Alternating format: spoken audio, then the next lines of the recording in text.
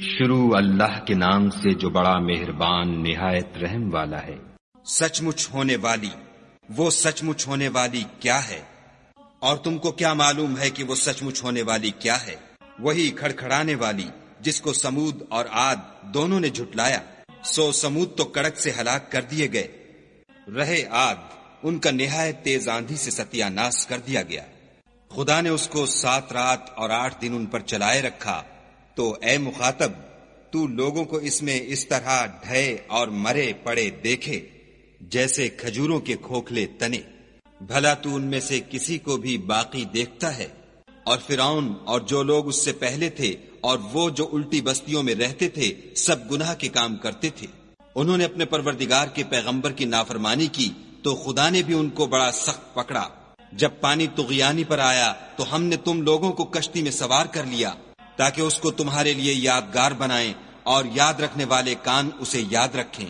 تو جب سور میں ایک بار پھونک مار دی جائے گی اور زمین اور پہاڑ دونوں اٹھا لیے جائیں گے، پھر ایک بارگی توڑ پھوڑ کر برابر کر دیے جائیں گے، تو اس روز ہو پڑنے والی یعنی قیامت ہو پڑے گی، اور آسمان پھٹ جائے گا تو وہ اس دن کمزور ہوگا، اور فرشتے اس کے کناروں پر اتر آئیں گے، اور تمہارے پروردگار کے عرش کو اس روز 8 فرشتے اٹھائے ہوں گے۔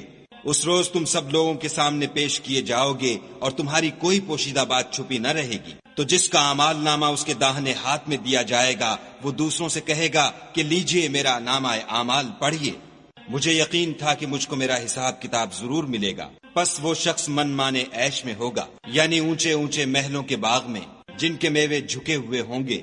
جو عمل تم ایام گزشتہ میں آگے بھیج چکے ہو اس کے صلے میں مزے سے کھاؤ اور پیو۔ اور جس کا نامہ اعمال اس کے بائیں ہاتھ میں دیا جائے گا وہ کہے گا اے کاش مجھ کو میرا اعمال نامہ نہ دیا جاتا اور مجھے معلوم نہ ہوتا کہ میرا حساب کیا ہے۔ اے کاش موت ابد الآباد کے لیے میرا کام تمام کر چکی ہوتی، آج میرا مال میرے کچھ بھی کام نہ آیا، ہائے میری سلطنت خاک میں مل گئی۔ حکم ہوگا کہ اسے پکڑ لو اور طوق پہنا دو، پھر دوزخ کی آگ میں جھونک دو، پھر زنجیر سے جس کی ناپ 70 گز ہے جکڑ دو۔ یہ نہ تو خدائے جل شانہ پر ایمان لاتا تھا اور نہ فقیر کے کھانا کھلانے پر آمادہ کرتا تھا، سو آج اس کا بھی یہاں کوئی دوست دار نہیں، اور نہ پیپ کے سوا اس کے لیے کھانا ہے جس کو گناہ گاروں کے سوا کوئی نہیں کھائے گا۔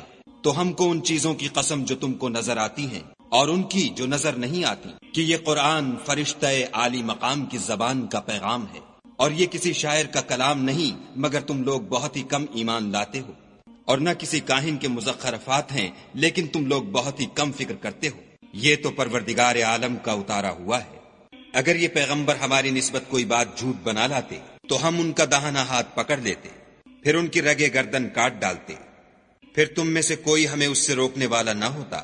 اور یہ کتاب تو پرہیزگاروں کے لیے نصیحت ہے، اور ہم جانتے ہیں کہ تم میں سے بعض اس کو جھٹلانے والے ہیں، نیز یہ کافروں کے لیے موجب حسرت ہے، اور کچھ شک نہیں کہ یہ برحق قابل یقین ہے۔ سو تم اپنے پروردگار عز و جل کے نام کی تنزیہ کرتے رہو۔